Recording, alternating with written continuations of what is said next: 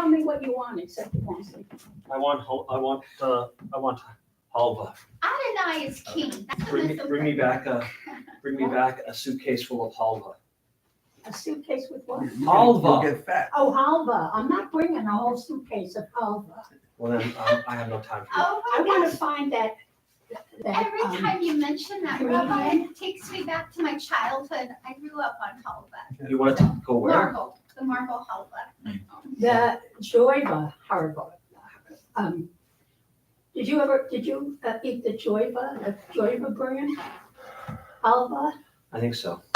It's Joya, I think. it was like what we ate, except you go to the Jewish deli and there'd be big, huge chunks, so sometimes we get that, but there was a whole thing, and I read about New York, they were doing, this thing about, anyway, All right. these people have been there, their grandfather started it, and they're still a family, Owned business.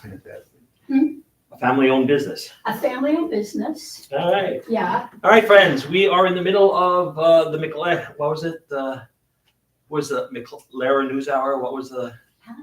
Oh, yeah. Not McLaren, but who was the? Somebody. It feels like PBS here. Feels like PBS here. All right. Good, Shabbat Shalom and good Shabbos. Shabbat shalom and good Shabbos. It is.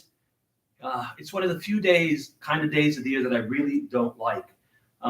There's a German word for it. It's called Nasskalt. Nasskalt, and it's wet cold. Yeah. It's the stuff that gets into your fingers, and if your feet get wet, it's all over. But it's not raining, and it's Shabbat, so it doesn't matter if it's raining. And we're going to begin on page 68, beginning with Birchot HaShachar, and we'll start with Modeh Ani. Modeh Ani lefanecha, melech hai v'kayam. Modeh Ani lefanecha, melech hai v'kayam.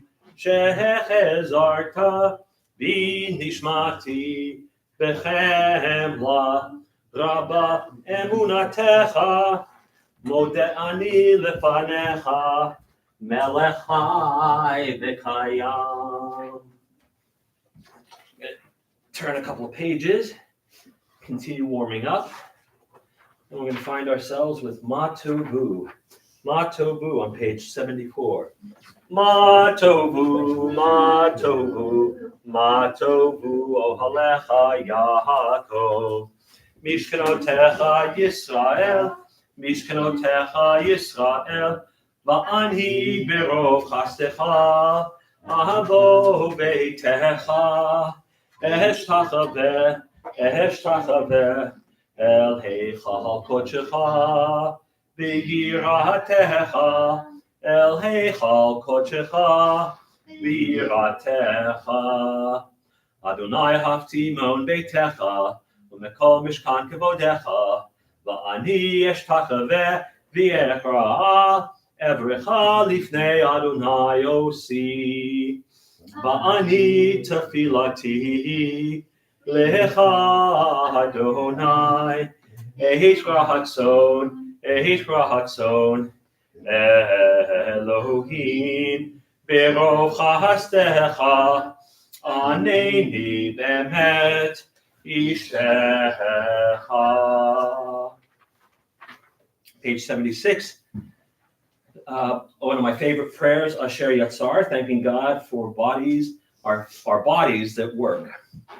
Baruch atah Adonai Eloheinu melech haolam, Asher Yatzar et hadam b'chokhmah, uvarav nekavim nekavim, chalulim chalulim, galui v'yadu lifnei chisei chevodecha, she'im yapateach echad mehem, o yisatem echad mehem, I afshar lehikayim v'lamod lefanecha.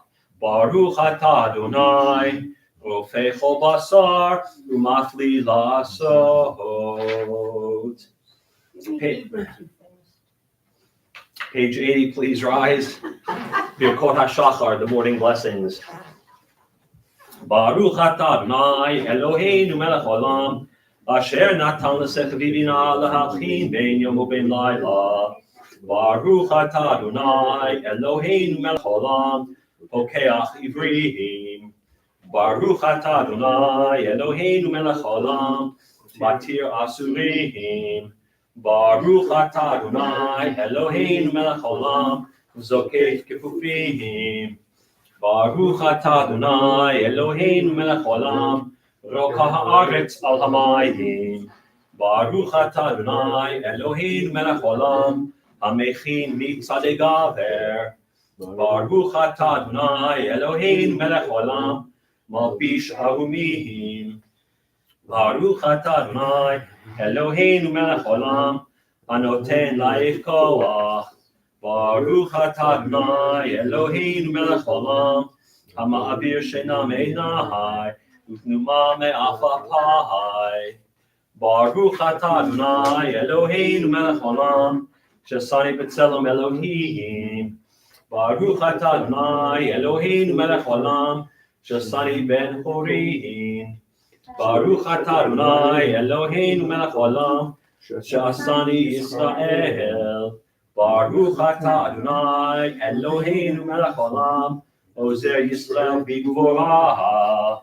Baruch atah Adonai Eloheinu melech haolam oter Yisrael b'tifarah. Baruch atah Adonai Eloheinu melech haolam asher kiddushanu b'mitzvotav v'tzivanu la'asok b'divrei Torah. You may be seated. It's called practice. It's called practice.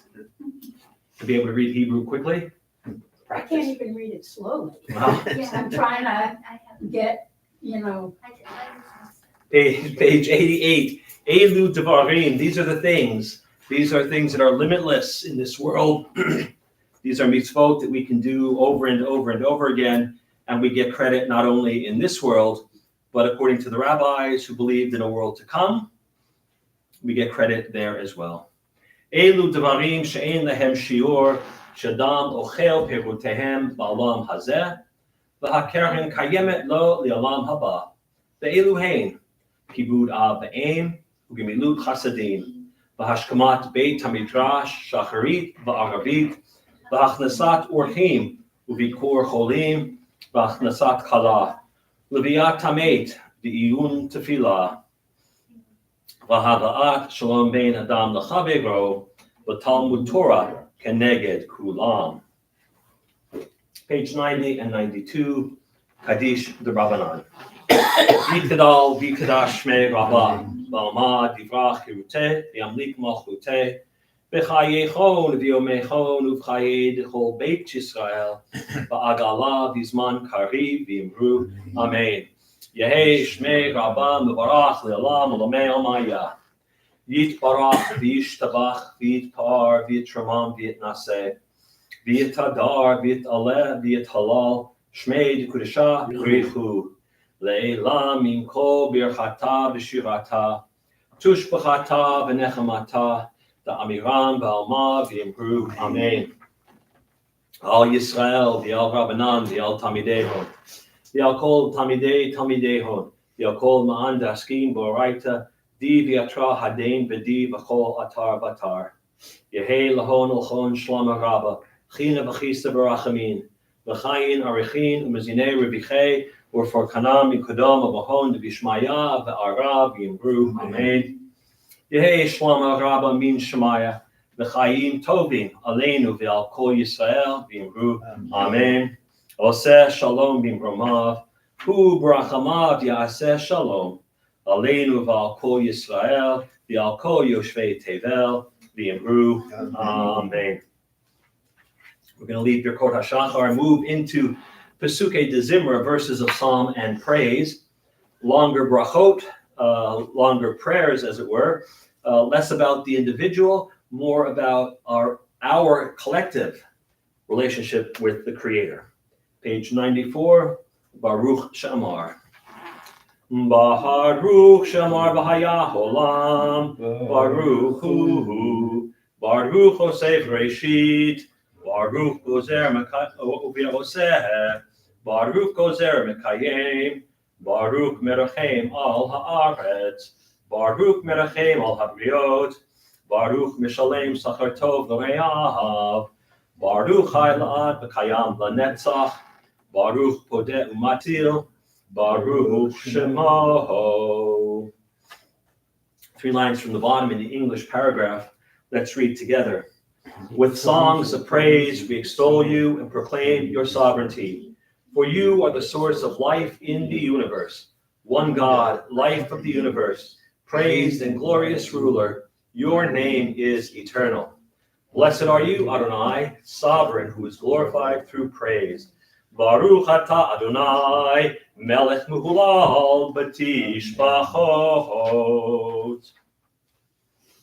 Page 96, some verses from Psalm 92, the Psalm for Shabbat. Mizmor shir liyom hashabbat, tov lehodot ladonai, ulzamer l'shimcha elyon, lehagid b'boker chasdecha, ve'emunatecha b'leilot, alei asur b'alei navel, alei higayom bechinor, alei asur b'alei navel, alei higayom bechinor. Ki samachtan di Adonai b'folecha, v'maseh yadecha, v'ganehin ma'agalu ma'asecha Adonai, ma'od amachu machshavotecha, yishbar lo yida, u'chasil lo yavin et zot. Tzadik tamar yifrach, Ge'erez balvanon yiskeh shetulim bebeit Adonai bechatzrot Eloheinu yafrichu ojenuvu beseva Deshenim beranim yiyu lehagid ki ashar Adonai tsuri velo avlatabo. Let's turn right over to Ashrei, Psalm 145. By itself, a perfectly fine acrostic psalm, but when it gets a little help from its friends, Psalm 84, Psalm 144, and Psalm 115, it becomes the Beatles. It becomes Ashrei. It becomes Ashrei. Ashrei Yoshrei Beitecha, O Jehalelucha Selah.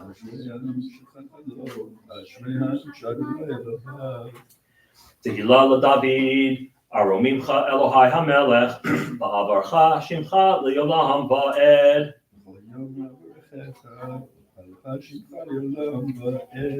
Gadol Adonai Umhala Me'od, V'ligdulato Ein Cheker.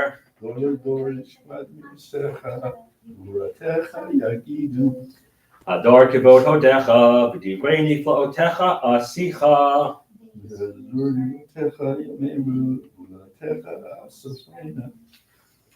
Zecher Rav Tufcha Yabiu, V'tzid Katecha Yiranenu.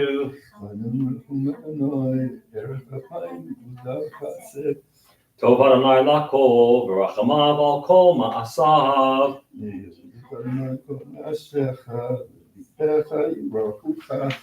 Kevod Malchutecha Yomeru, Ugvuratecha Yidaberu.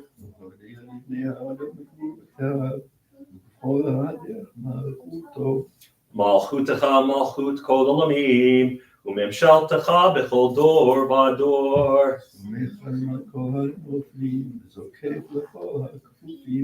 Einei Chol Elecha Yisaberu, V'ata Noten Lahem Et Ochlam B'ito.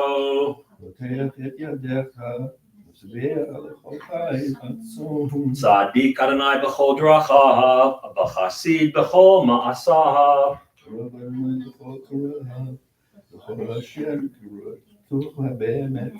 Chitzon Greav Yaseh, V'et Shavatam Yishma B'Yoshiyim.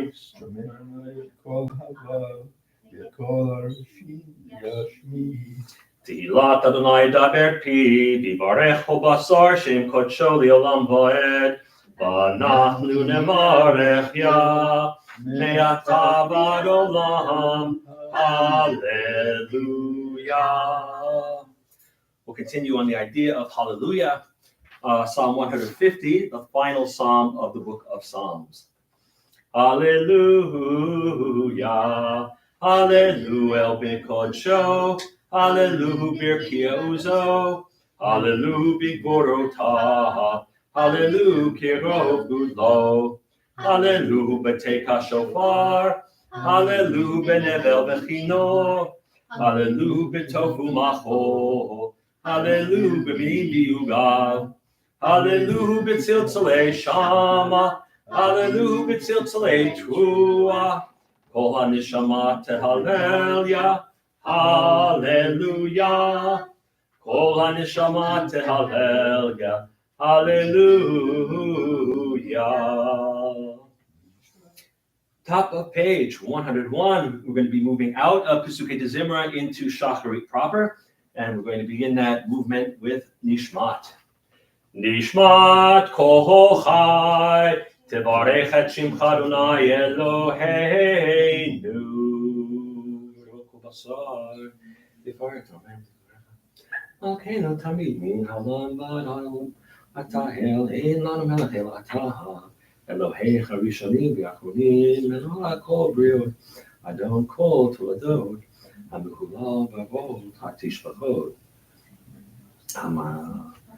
Amnahel olamot b'chesed v'biatam v'rachamim v'Adonai lo yanum v'lo yishan Ha'amelech L'cha l'vacha nachnu modim Ilufinu b'lei shirat kayam Ushonenu v'nakamon galav Zesitatenu shevach k'merkavei rakia V'einenu merod k'shemes v'yachareach V'yadenu prushot k'nashirei shamayim אנחנו מספיקים להודות לך אדוני אלוהינו ולאבותינו ואימותינו ולברך את שמך אחת מעל אלף אלפים ריבי רבות פעמיים הטובות שעשית עם אבותינו ואימותינו ועמנו. Top of 103. על כן איברים שפליטה בנו ברוח נשמה שנצחה Him, you do your food.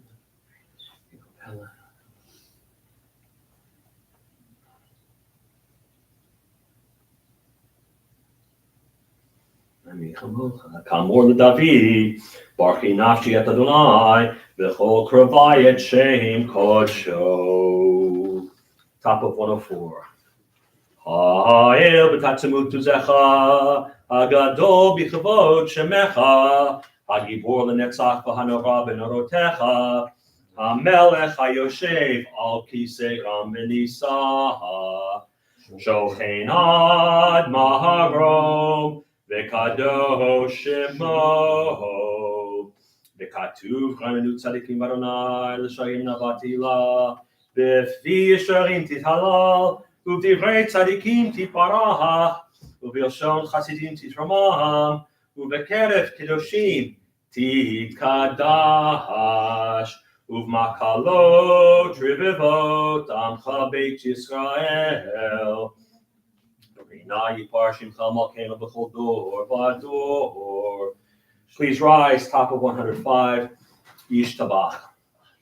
Yishtabach shimcha la'ad malkeinu. Ha'el ha'melech ha'gadol v'akadosh v'ashamayim u'v'aretz. Ki lecha Adonai Eloheinu v'Elohei avoteinu v'imotenu. Shir u'shvacha halel v'zimra ozu memshala netzach gedula u'gevura. Tehiyah v'tiferet kedusha u'malchut brachot v'hodot me'ata v'ad olam. Baruch atah Adonai El melech adon batishbachot El hahodaot Adon haniflaot Abocher b'shirei zimra Melech Elchei Ha'olamim. 106.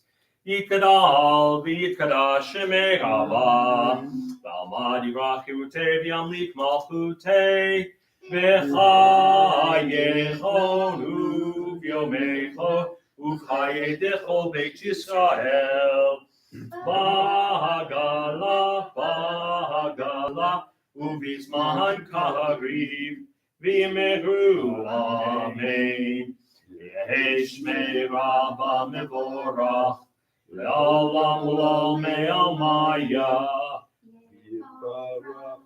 Yibarach v'yishtabach v'yitpar v'yitramam v'yitnaseh v'yitadar v'yitalev v'yitalal Shmei d'kusha v'rihu Leila min kol birchata v'shirata Tushbechata v'nechemata Damiram Belma V'yimeru Amen. Page 108, Baruch Hu. Baruch Hu et Adonai HaMevorach. Baruch Adonai HaMevorach Le'olam Va'ed. Baruch Adonai HaMevorach Le'olam Va'ed. Baruch atah Adonai Eloheinu melech olam Yotzer ur u'vrei choshech Oseh shalom u'vrei atakol. Please be seated. Amehir la'aretz darim aleha b'rachamim Uvtuvo mechadesh b'chol yom tamid ma'aseh breshit Ma'rabu ma'aseh Adonai kulam b'chokhmah asita Malah ha'aretz ki imyanecha Titbarach Adonai Eloheinu Al shevach ma'aseh yadecha v'yal Miorei ur shasita yifaru chasela Ur chadash al Tzion ta'ir V'nizkechu lanu mehira li'oro Baruch atah Adonai Yotzer ha'me'orot. Top of 112, the second bracha before Shema. Ahava rabav tanu Adonai Eloheinu Chem lagidola v'tera Hamalta aleinu. And let's read together the English paragraph. How deeply you have loved us, Adonai, our God, gracing us with surpassing compassion. On account of our forebears whose trust led you to teach them the laws of life, be gracious to us, teaching us as well. O merciful one, have mercy on us by making us able to understand and discern, to heed, learn, and teach, and lovingly to observe, perform, and fulfill all that is in your Torah.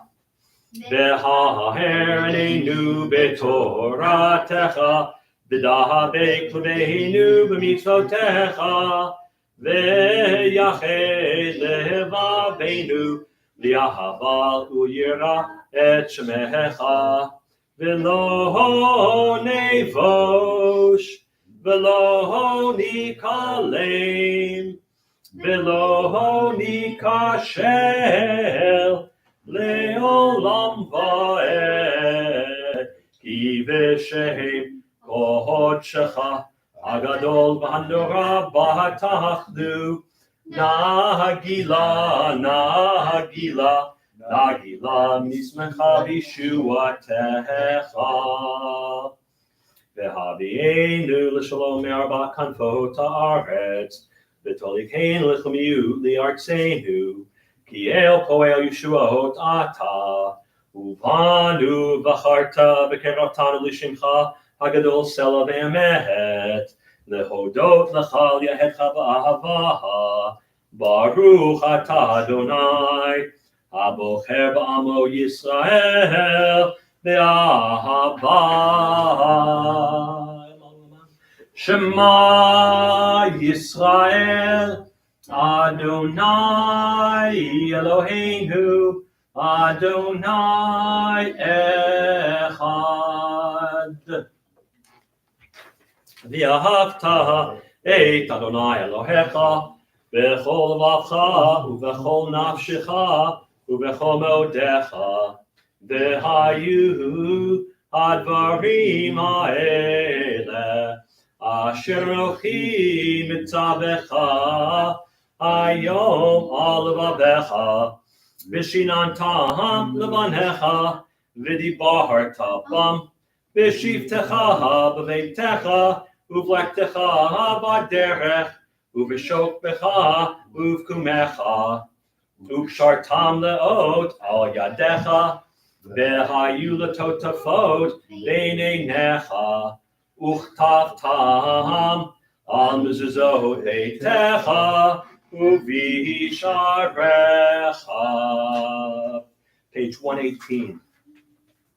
Vayomer Adonai El Moshe Lemor Daber El Bnei Yisrael V'amarta Alehem V'asu Lehem Tzitzit Al Kanfei Bigdehem Ledorotam V'natenu Al Tzitzit HaKanaf V'til Techelet V'haya Lahem L'Tzitzit Uritem oto, uschartem et kol mitzvot Adonai, v'asitem otam, v'lo taturu, acharei levachem, v'acharei nehem, asher atem zonim, achareihem, leman tizkeruhu, v'asitem et kol mitzvotai, v'tem kedoshim, leloechem.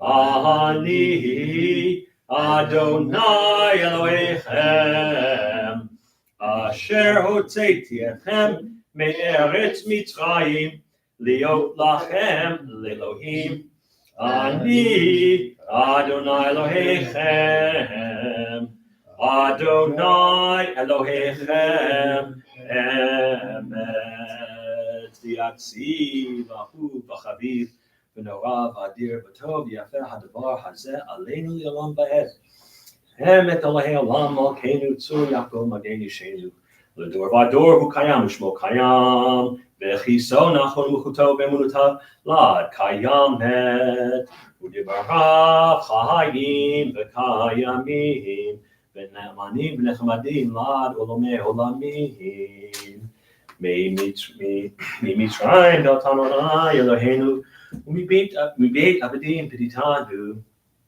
Al Zog Shikhu Ahuvim Veromu El Benatanu Yedidim Zmirot Shirot Petish Bechot Brachot Vahudaot Lamelech El Chai Vakayam Ram Venisa Gadol Venora Mashpil Geim Umakpia Shefalim Motzi Asirim Ufoder Anabim Vaozer Dalim Vaoneh Lamo Ba'et Shavam Tehilot Le'el Elyon Baruch Hu Borach Moshe b'nei Sachanu Shira B'simcha Rabbah V'amru Chulam Michamocha Va'elim Adonai Michamocha Nedar B'Kodesh Nohora Tehilot Osei Feleh Shira Chadasha, Shivchu Geuli, Leshimcha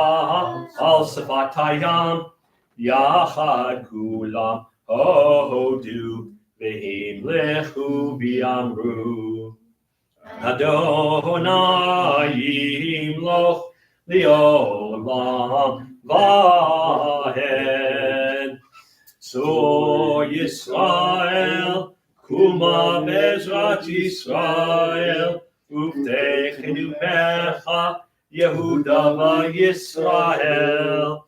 Go Aleinu, Adonai Tzvaot Shemo, Kedosh Yisrael, Baruch Atah Adonai, God Yisrael. We are at the Amidah. We'll chant together pages 124, 126, 128, and wait for it, yes, even 130. And then we'll go silently. And during the silent portion, please continue the prayer, reading either the Hebrew or in the English, or you can offer up your own meditative prayer at that time. But we'll begin together on 124. Adonai Sifatai Tiftach Ufi agiti latecha. Adonai sifatai tiftach. Ufi agiti latecha. Adonai, open up my lips, that my mouth may declare your praise. Baruch atah Adonai, Eloheinu, Elohei Avotenu v'Imotenu, Elohei Abraham, Elohei Yitzchak, Elohei Yaakov, Elohei Sarah, Elohei Rivka, Elohei Rachel, Elohei Leah, Ha'el Hagadol, Hagibor V'Hanora, El Elyon, Gomel Chasadim Tovim, V'konei hakol, v'zocher chastei avot v'imahot, u'mevii oel livnei b'neihem, leman shemo b'ahava. Melech ozer Moshia u'magen, Baruch atah Adonai, Magen Avraham, Be'ezrat Sarah. Atah gibor le'olam Adonai, Mechaye metim atarav lahoshia. Mashiv haruach u'morid hagashem. Mechalkel chayim bechesed, mechaye metim berachamim rabim. Somech noflim berofeh cholim, u'matir asurim, u'mekayem emunato lishenei afar. Mi chamocha b'givorot, u'midom melach, melech mimid, u'mechayeh, u'matzmiach Yeshua. B'ne'eman atah l'chayot metim, Baruch atah Adonai, mechayeh hametim. Nekadesh et shimcha ba'olam, Keshem shemati shimo, Tobi shmei maro, Kakatuv al yad neviecha, V'kara zeh el zeh v'amar, Kadosh, Kadosh, Kadosh, Adonai Tzivaot, Eloh chol haaretz, Yevohodo. Adir adirenu Adonai Adonenu ma'adir shimcha b'chol haaretz. Baruch kivod Adonai bimkomo. Echad hu Eloheinu, hu Avinu Malkeinu, hu Moshienu vehu Yashmienu, Birachamav leinei kol chai. Ahani Adonai Elohechem, Imloch Adonai leolam, Elohai Yichzion, Ledor Vador, Hallelujah. Ledor Vador Nagid God Lecha, Ulanetzach Netzachim Kedushacha Nahakdish, V'shivchacha Eloheinu, Mipinu lo yamush li'olam va'ed. Baruch atah Adonai, Ha'el HaKadosh.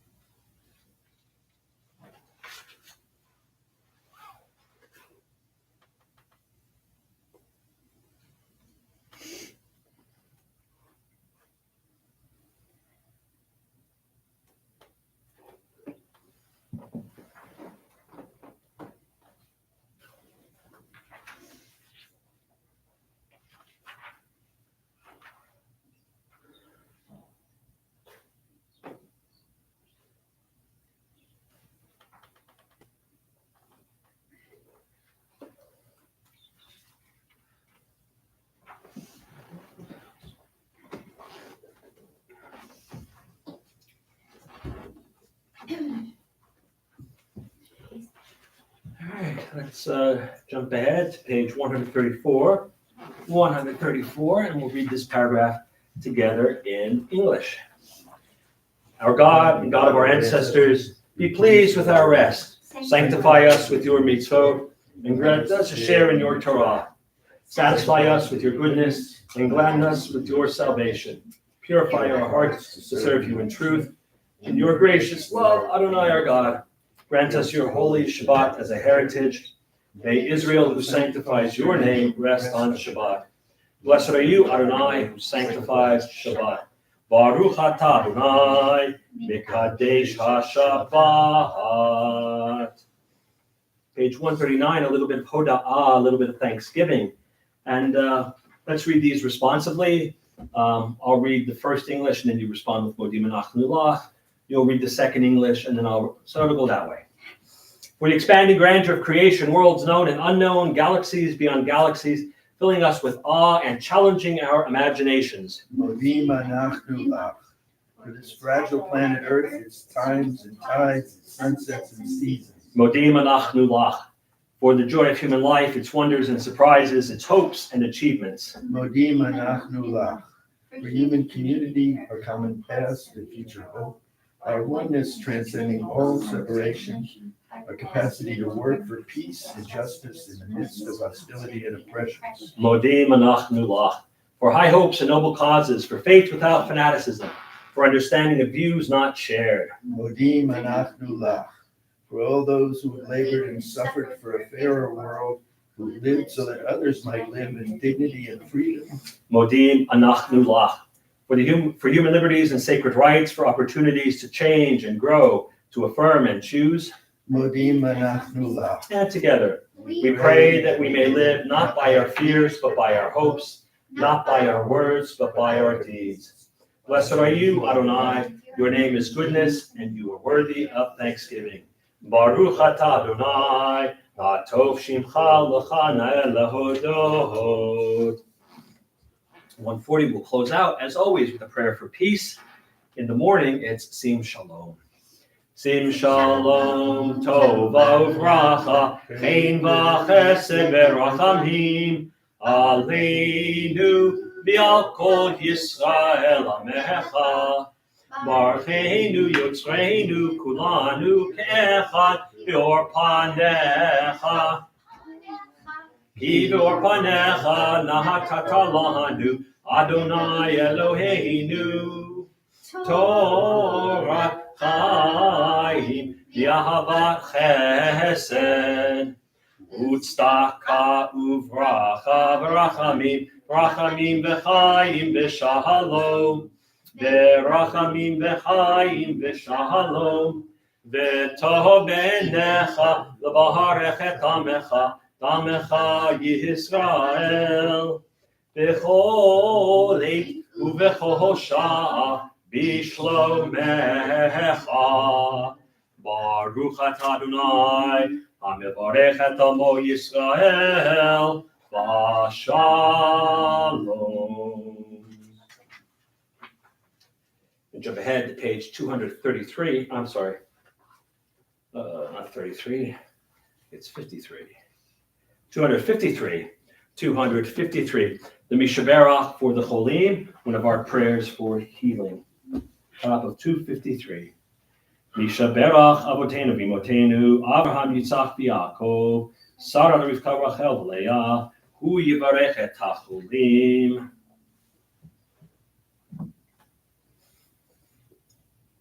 HaKadosh Baruch Hu Yimalei Rachamim Aleihem, Lahachalimam L'Rapotam, L'Hachazikam, V'Yishlach Lehem Mehevra Refuah Shlema Min HaShamayim, Refuat HaNefesh, Refuat HaGuf, Chashav Agalav Yizman Kariv, V'Nomar, Amen. May the one who blessed our ancestors, Abraham, Isaac, and Jacob, Sarah, Becca, Rachel, and Leah, bless and heal those who are ill. May the Blessed Holy One be filled with compassion for their health to be restored and their strength to be revived. May God swiftly send them a complete renewal of body and spirit. And let us say, Amen. Prayers of our community, 258 and 259. Miranda, how about at the top of 258, the prayer for our congregation? well-being. May the children of this community learn these passions from us: the love of Torah, the devotion in prayer, and the support of the needy. May we guide with integrity, and may our leadership be in your service. May those who teach us and nourish us be blessed with satisfaction. Rabbi. May we all appreciate their time and their devotion. Bless us with the fruits of wisdom and understanding, and may our efforts bring fulfillment and joy. Baruch atah Adonai, she'otecha levatcha b'yira na'avod. Dr. Ron, how about the prayer for our country? O guardian of life and liberty, may our nation always merit your protection. Teach us to give thanks for what we have by sharing it with those who are in need. Keep our eyes open to the wonders of creation and alert to the care of the earth. May we never be lazy in the work of peace. May we honor those who have died in defense of our ideals. Grant our leaders wisdom and forbearance. May they govern with justice and compassion. Help us all to appreciate one another and to respect the many ways that we may serve you. May our homes be safe from affliction and strife, and our country be sound in body and spirit. Amen. Shalom, shalom, Yerushalayim, Yishlayu Avayich. Pray for the peace of Jerusalem. May those who love you prosper. Avinu Shabashamayim, Sur Yisrael, V'go'alo, Barech et Medinat Yisrael, Reshit Tzmichat Gulatenu. Hagein Aleha B'yavrach Chastecha, Ufros Aleha Sukat Shlomecha, Ushlach Orcha V'amitecha L'rasheha, Sareha V'yotzeha. V'takneim Be'etza Tova Milfanecha, V'natata Shalom Ba'aretz, V'simchat Olam Liyoshbeha, V'nomar Amen. Maxine, how about on 259, the English for the prayer for Israel? O Heavenly One, protector and redeemer of Israel, bless the state of Israel, which marks the dawning of hope for all who seek peace. Shield it beneath the wings of your love, spread over the canopy of your peace. Send your light and truth to all who lead and advise, right there. Guiding them with your good counsel, establish peace in the land, fulfillment and joy for all who dwell there on Israel high. Amen. I'm sorry I add that into the prayer. No, I love that. That's beautiful. It should be in there. The soldiers. Don't you think so? It should be in there. Yeah, and the soldiers too. What? And the soldiers. Oh my God. In the more traditional one, there is a line about taking care of the soldiers, but the Reform movement decided to cut it out of the prayer book. Why? I'm not a Reformed Jew, so I wasn't in on the conversations. Oh, we got a Thank you, handout. sir. Thank you. All right, this week's Parsha is Vayera, and it's a biggie. I think it has the most stuff in it of any Parsha in Genesis. But a couple of things that I wanted to point out. This morning, we see Abraham at his best, and I think at his worst. This is the parsha where Sarah sees Isaac and Ishmael mitzachek. They're playing, they're horsing around, and she says to Abraham, "I don't want that Egyptian servant's son hanging out with my son, and I don't want." Slave. So she was a slave, yeah. I don't want him hanging out, so you got to get rid of him. And so Abraham exiles Ishmael. But first, he doesn't like hearing that from her. No, he doesn't like hearing that from her. Yeah. He doesn't like hearing that from her. But again, we have to understand where Sarah's, I think, hatred of Hagar comes. It comes from the fact that she had to put herself out to Pharaoh in order to save Abraham's life. And this was the first of the 3 stories about, say to my sister, and it'll go well for me. With Pharaoh, it's understood that he slept with her and woke up the next morning and there was a plague. This time we have the story of Abimelech in this parsha, And Abimelech has a dream in which God speaks to him and says, that woman that you have just acquired from the visitor, she's his wife. And Abimelech is upset and yet rewards Abraham. And then the third time it happens, it's with Isaac and Rebekah. And I think it's Abimelech or a son of Abimelech looks down. Isaac says, this is my sister, not my wife. Abimelech looks down and sees them canoodling on the bench. And he says to Isaac, I don't know how you do things in your place, but we don't do those things with our sisters. It's not Kentucky. No,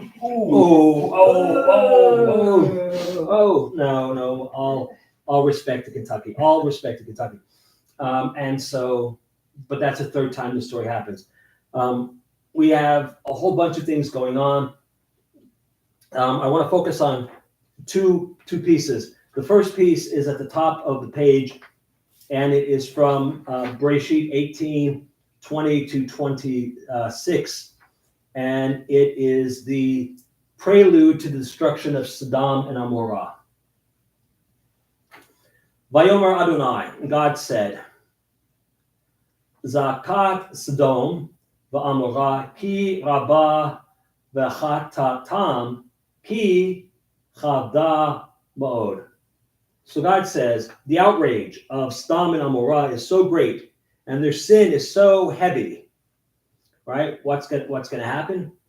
Va'ardana ve'ereh ha'ka'akata haba'a alai asu kala ve'im lo eda'a.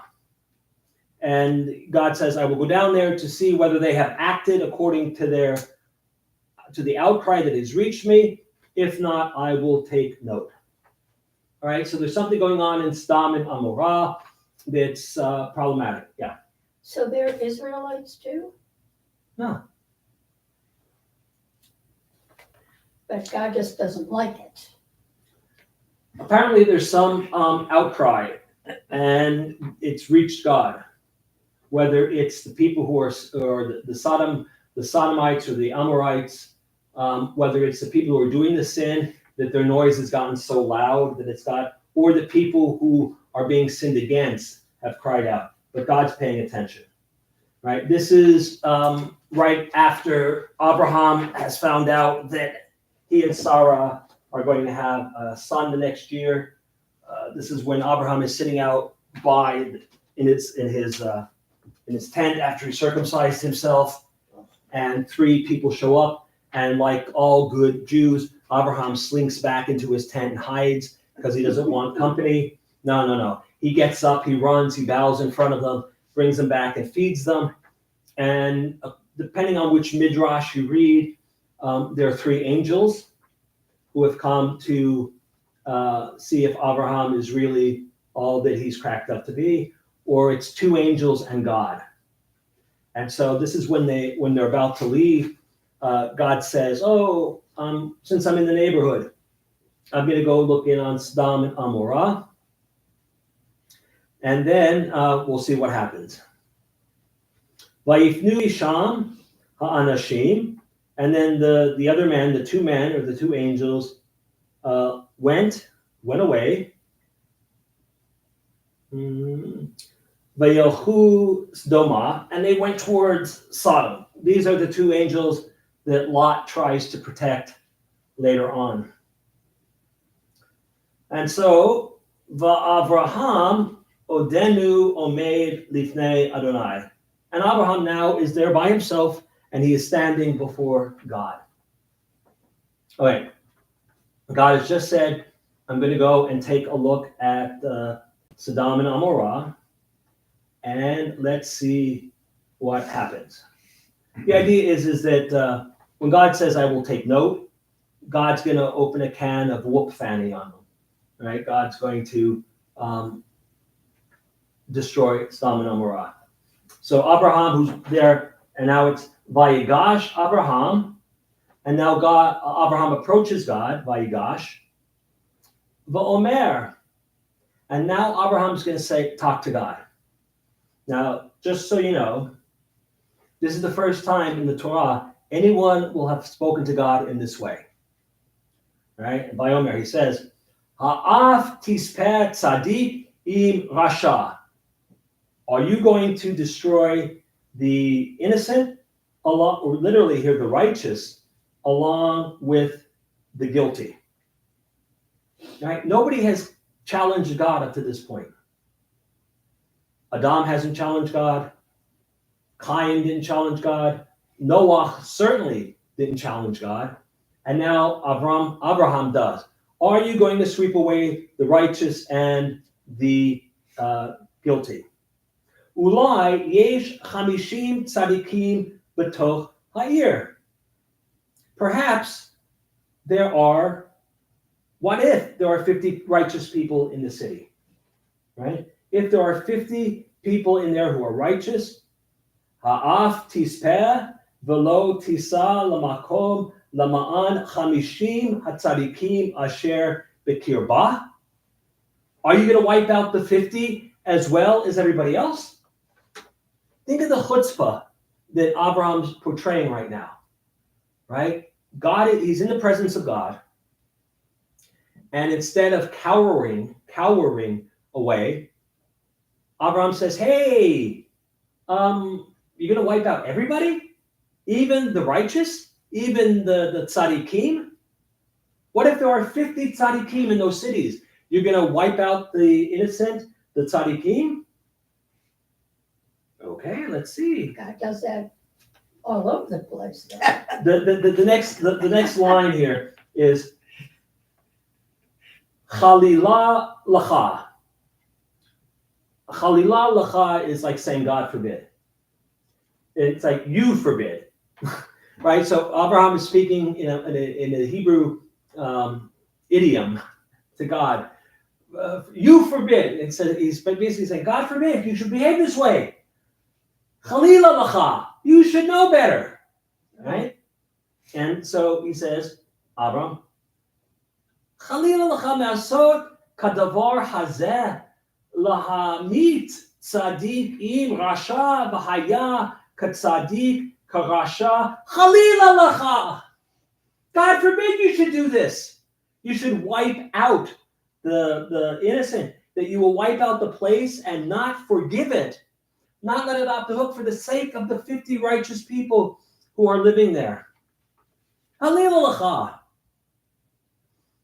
Hashpot kol haaretz lo yaaseh mishpat. And this is the key line here, right? The Chalila lach and Chalila lacha, that, he says, the judge of all the earth, should you not behave in a just manner? I mean, it's like walking up to the Pope. It's like walking up to, a head of state and saying, calling them out on stuff. And it's, again, it's just Abraham and God, right? The other ones have left. But this idea of this chutzpah right now, right? This is the first time we're seeing anybody in the Torah act this way. Right? How dare you? The judge of the earth, how dare you not act justly? Vayomer Adonai, God said, Im emsa b'sdom 50 tzadikim b'toch ha'ir v'na'asti l'chol hamakom ba'avoram. God says, if I find 50 people there, 50 righteous people, I'll not destroy the cities on their behalf because of that. Yeah, and he gets them down to what, 15? No, God, then the part that I left out is now the bargaining, right? It goes from 50 to 45 to 40 to 30 to 20 to 10, and then God stops it at 10. Midrash teaches us that's where we get the idea of a minyan, 10 people, right? But for the first time, we now have a challenge to God. For the people who wrote this story, why not just not kill the righteous with the evil ones? Why not just kill the evil ones? If you really God you have all this power that you're envisioning. Why not have him just say, okay, I'm just going to get rid of the evil guys? Why is God even thinking in this story of potentially destroying some folks, 10, 9, who might be righteous in the midst of Because this is part of what I think the Bereshit is. There's a big learning curve for humans learning how to behave, and also God learning how to behave towards humans. Right? In the Noah story, or the end of Bereshit, God looks down and says, this has gone awry. Nobody's behaving. Everybody's wicked. They've even corrupted the animals. So I'm going to wipe everything out. The question gets asked, if God's going to destroy the world, why does God have to destroy the animals along with the humans? But the idea is that God just is going to wipe the slate clean. Noah doesn't say anything and just goes along with it. At this point, God is still in that kind of a mindset, right? When the Tower of Babel is built, God kind of checks God's self, says, I'm not going to destroy them. They're just being prideful. They want to build a tower to reach me. I'm just going to mess up their languages. Because they were all speaking the same language. If I interject new languages, they're not going to be able to communicate. And so, all right, I'm not going to destroy them. I'll just spread them out. With these two cities, now, I mean, when you read the commentaries or if you listen to a Sunday morning or a late evening televangelist, the sin of Sodom has everything to do with sex. No. That's what the Parsha you're going to say. The Parsha lays out that there is a sin. The commentaries say that it has something to do with sex. Problem is that's not how it's seen in the rest of Tanakh. If you go to the prophet Yechezkel, the prophet Ezekiel, when he's castigating Israel for bad behavior, he says to them, you are like your sister Sodom, who was destroyed because she had plenty and did not share. So the sin of Sodom has nothing to do with sex, even though it looks like that in this particular story. Because remember, God is going to destroy Sodom and Amorah well before Lot and the visitors get there.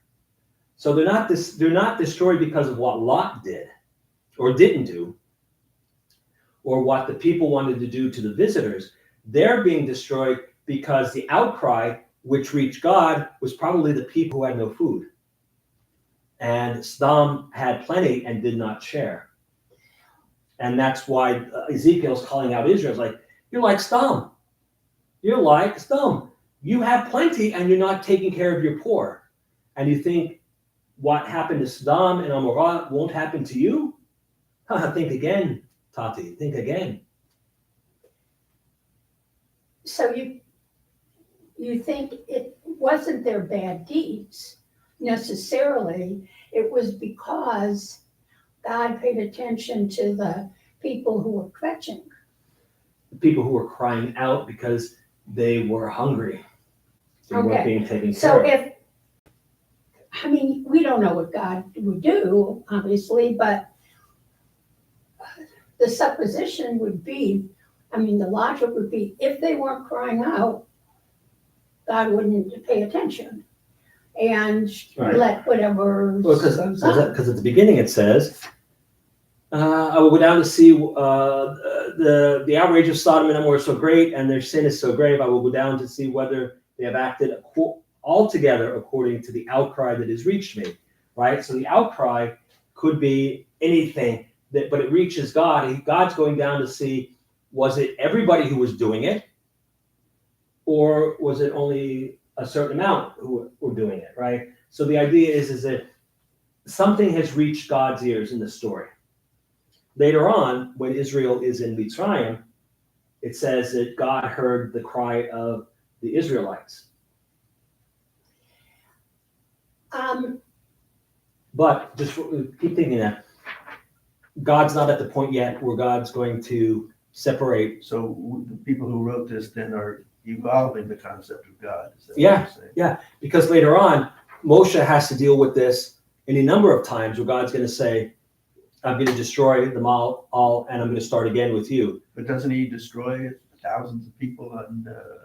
Well, he punishes the wicked, but not everybody dies, right? The Maseh Ha'egel, not everybody dies because of it, right? The sin of Baal Peor, not everybody dies. A plague goes out, and ostensibly, from how we could read it, the people who die are the ones that deserve to die, and the ones who don't were the righteous, or the ones who didn't take part in the whatever it was, whether it was a conflict with Korach, where the ground opens up and swallows 250 people, whether it's the stuff that goes on where we get Pinchas running Cosby and Zimri through with the sword, and then the plague breaks out, and then the plague ends after a certain amount of time.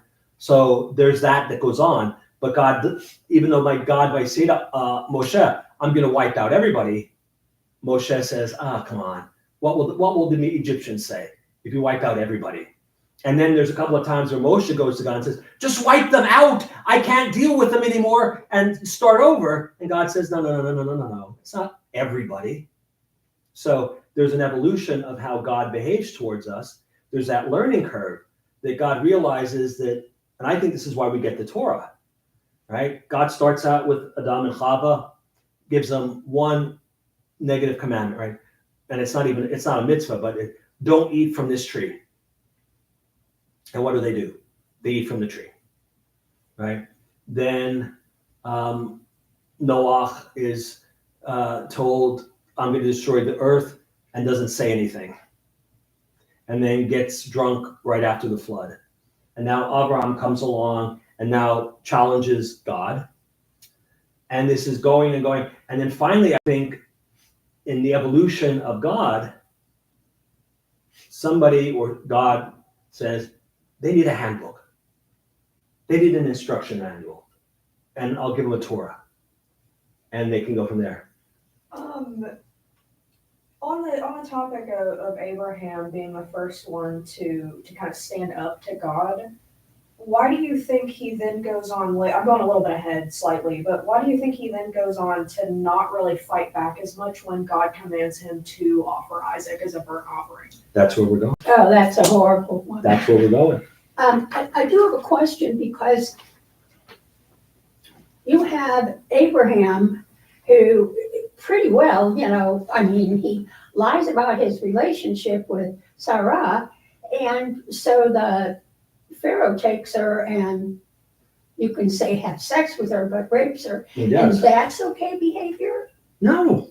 It's But not. God doesn't punish him or anything, or even say to him, hey, don't do that again, because he does that 2 more times. He does it one more time. His son I does thought it. you said, His son does it the 3rd time, which means that we're not 100% sure. what are you looking for? I dropped my little clip. Oh well, I'll find it. Well, look what God does with Aaron, who built the golden calf. Yeah, it doesn't do anything. He elevates him. Well, he was already elevated at that Well, point.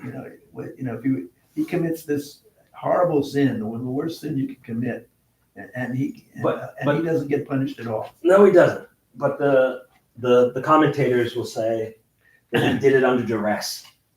He did it to keep the people happy, lest they totally revolt. Again, but we don't have a Torah yet. So God can't say to Abraham, what you did is wrong, because Abraham will say, no, but this is how we do things. I don't want to die, therefore I'm going to say that Sarah's my sister.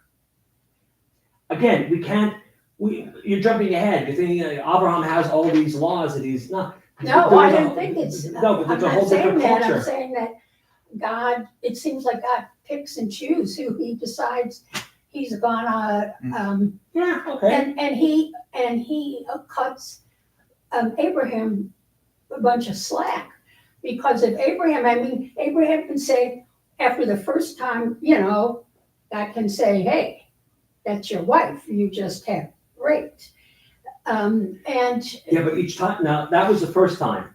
yeah, Right. but it's But still, the second time it happens, Avimelech, before he can touch Sarah, God appears to him in a dream and says, don't.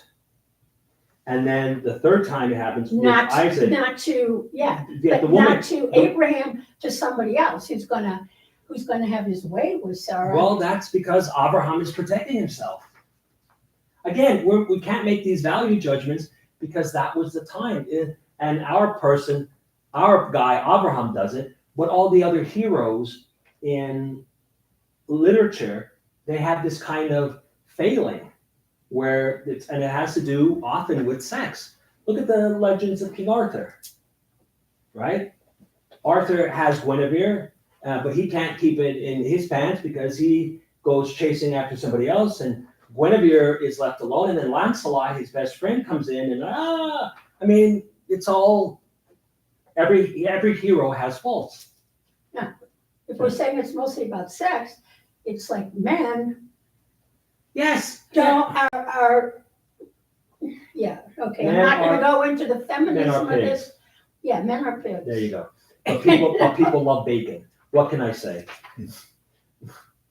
People like, oh, Men are pigs, but people love No. bacon. pigs are intelligent human No, beings look. who don't, beings who don't I do get it, that. but when you look at the Torah, it's a document that was written at a specific time with a specific worldview, right? For all the stuff that we can say, there's pretty revolutionary stuff in the document about how we treat women, about how we treat strangers, about how we treat immigrants, how we treat the poor. So I think it balances out, and we're still trying to understand it. So now, having set up the stage that Abraham can stand up to God, let's go to the Akedah. This comes in from what I think is one of the most important chapters in the entire Torah, chapter 22 of Bereshit. And I'm only giving us 2 verses. Vayomer, this is God speaking to Abraham. Kachna, the na here is we use for a request. Please take et bincha. Please take your son. Et yehidcha, your only son.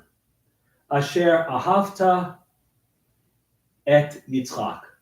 God says, please take your son, your only son, the one you love, Isaac.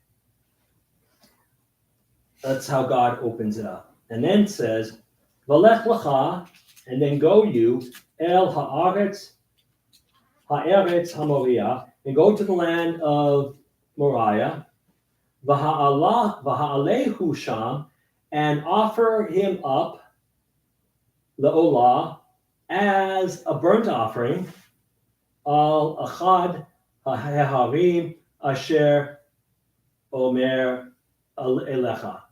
And God says, take him, offer him up as a burnt offering on one of the mountains that I will show you. I'll point it out to you. This is where you're going to go.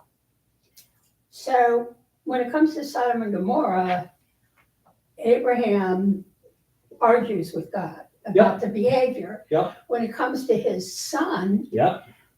his only son, his name will die off. Yep. No, not true. There's still Ishmael.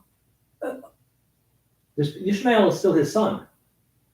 Yeah, but he sent him off into He did, but Ishmael will carry on. Yeah, but that's, anyway, he says, And the part that you were- and Abraham goes, sure, I'll kill my son that I love, blah, blah, blah. Sure, if you say, he doesn't argue with God about that. Well, we got to see it in a second. We got to see. But God says in the scene where they're mitzvah taking, listen to Sarah, because through Sarah will your seed prevail. I'm not arguing.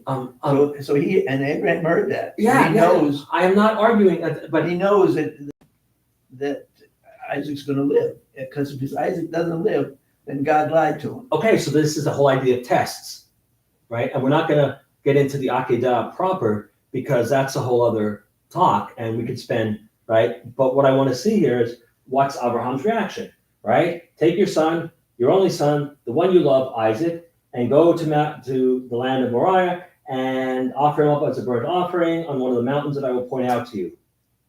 Now we're expecting a Vayomer from Abraham. What do we get? Vayeshkem Abraham baboker, v'yachavosh et chamoro, vayikach et shnei narav ito, ve'ek yitzach beno. And then so we get early the next morning, Abraham saddles his ass, takes with him 2 servants and his son Isaac. Yeah, I don't like He knows Abraham. God's gonna is equivocating here. Maybe. It's obvious. Okay, I don't know how obvious it is. I don't know. But God already told him, Isaac, through Sarah, your seed will prevail. He did go as far as binding him onto the altar, though, which is kind of troubling, because like. Yes. Yeah, And he was he ready even to lifted light up it the up. knife. And I think he brought the knife down, but go ahead. I was going to say that I think the reason he loved Abraham even more than Noah is yes, Abraham was obedient, but he went far past that. He didn't just build an ark. He sacrificed his own son. Yep. He said he did exactly what God asked him to do, even if it meant, I mean, he loved his son. He even came as close as, and then God sent a ram and said, take that instead, because he knew that, oh my gosh, he really does love me above anything, above his son, above, Yeah, I mean, the whole idea of And not tests, above my wife. the whole Well, whole other story. the whole idea of tests here is, it says that God, in the verse 1 of chapter 22, it says, after these things, God tested Abraham. Right? And so this is when it says, achar hadavarim ha'eleh, it means whatever happened in the past, that part is done, and here's something new. Time has passed or whatever. And God decides to test Abraham. A lot of commentaries say that not only is God testing Abraham, but Abraham is testing God, right? To see. Now, that doesn't make my sleep habit any better, because up right here, it seems as if Abraham is just going along with it. Turn the page over. We are not the only ones who have wrestled with this. Our great Torah commentator Rashi has the same problem. And he goes digging, and he finds in Masechet Sanhedrin in the Talmud an answer to what is on everybody's mind, right? When God says, et bincha, Abraham, we only get one half, according to Rashi, we only get one half of the conversation. There's 2 parts of the conversation. We get what God says, but we don't get Abraham's responses. When God says, et bincha, amar lo, Abraham says to him, shnei banim yesh li. Abraham says, but I have 2 sons. Amar lo, God says to Abraham, et yechidcha, your only son. Abraham says, Amar lo, ze yachid le'imo, v'ze yachid le'imo.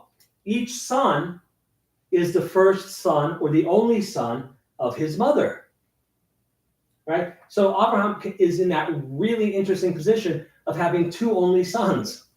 Where is this? It's not in my. It's not, it's Rashi, it's a Oh, commentary. this is Rashi, okay. It's a commentary, right? But Abraham says, now think, this is the second half of the conversation. This is what we wanted to hear. God says, take your son. Amar shnei banim yesh li. I have 2 sons. The one you love. I said the only son. Ze yachid le'imo, v'ze yachid le'imo. This one is the only son of his mother. This one is the only son of his mother. Amar lo asher ahavta, the one you love. Abraham says, Amar lo shnehem ani ohev. I love them both. And then finally, where God says, et Yitzchak. Right? So Abraham in this discussion is trying to, get God to back off a little bit. Right? And then finally God says, Isaac. And there can't be any more argument. Unless you believe the Quran. Hence, this is a synagogue and not a mosque. I'm a rabbi and not an imam. Right? The Quran is, Ishmael is the one who is bound and nearly sacrificed or sacrificed, because they trace their lineage through Yishmael. This is Rashi's justification. Did Rashi get the word from God No, saying, Rashi went to the Talmud and found this well, because from his interpretation? no, Rashi is writing it exactly as it's found in the Talmud. But the reason that Rashi is using this, and I'm saying this is Rashi, is that when Rashi wrote his commentary, he had access to much more than the rest of the Jews in his community had. And so they were all asking the question, why doesn't Abraham speak up about the Akedah? Well, he goes and he says in Sanhedrin, in Masechet Sanhedrin, they handle this, they talk about this. But it's in a different context. But he pulls that out and he puts it in this context and says, we need this here. We're only getting one half of the conversation because we have just praised Abraham for standing up to God with Stam and Amorah. And then when it comes to Isaac, we hear crickets. And then the other question is, why does God have to say 4 things? Take your son, your only son, the son you love, and then finally Isaac, right? Because is he waiting for Abraham to make that horrible parent's choice? I love this son more than I love that one? No, right? And so the Gemara, and then now Rashi is saying, it's a whole conversation. We're only getting part of it. So you're saying Rashi gets it from the Talmud, Yeah. but the Talmud is not what the Torah says. The Torah doesn't say that. That's another assumption that people, Right, the that Talmud the is like the writers Torah. had. Well, then let me put it to you this way. If there was no commentary and it just said, God said, take your son, your only son, the son you love, Isaac, what would you think? I would say he's being very emphatic. So, he's being very Okay. emphatic. Okay, God's being emphatic. Why doesn't Abraham speak up? Why does Abraham do all kinds of No, things? no. God is being emphatic, but Abraham just stood up for Stam and Amorah. I don't know why. Who knows why Well, anybody Rashi- does anything in the Rashi Torah. has found something in the Talmud where they're not talking about this in particular, but they're talking about something that's adjacent to this topic. But the Talmud is not the Torah. No, and that's why Rashi is a commentary, and this is not called Rashi's Torah. It's Rashi's commentary. He's Which trying is to an answer. assumption. Yes, all commentaries are assumption, That's right. but try to read the Bible without a commentary. Right? Rashi is. I am guaranteeing you, you've asked this question, and now Rashi has answered it, and you're clutching your pearls because he didn't No, give you the right answer that you wanted. Rashi answered it according to how he interpreted it. Okay, but that's better than nothing. I'm saying that that's a justification for, to me, that's a justification for something that Abraham does because it doesn't seem right to say, sure, I'll sacrifice Isaac, what the heck? All right, so what's the problem? The problem is if we use that as the excuse, as what is correct, that's an excuse according to what we would want it to be. Just like for me, Abraham, hands over Sarah, and Abraham doesn't get any, isn't told by God, hey, don't do that. You're right, but he and Sarah don't have a good relationship after that. It's a very troubling relationship. Well, yeah. Well, because where does the punishment come from? Does God have to punish him, or does Sarah get to punish Abraham? Well, but that is, to me, that Sarah is pissed off that Abraham hands her over would be like what pretty much any woman would do, and then does it again. Yeah, but she could have said no. But that's not what women did in those days. But she could have said no. But that's not what No. we did. Don't give me that nonsense because later Sarah tells her husband to throw out Hagar and Ishmael, and he's troubled by it, but he does it anyway. That's because Sarah, like a lot of women, blame the wrong one. Hagar is, imagine you're Sarah, Okay, and Pharaoh has had his way with you, and you come home, you go back to Abraham when you're leaving, and Abraham is being rewarded with all these herds and this, and he gets manservants and maidservants. Okay? And he gives you Hagar as a gift. And the only reason he has Hagar is because of what you did to save his bacon. And now every time you look at Hagar, you're reminded of what you had to do.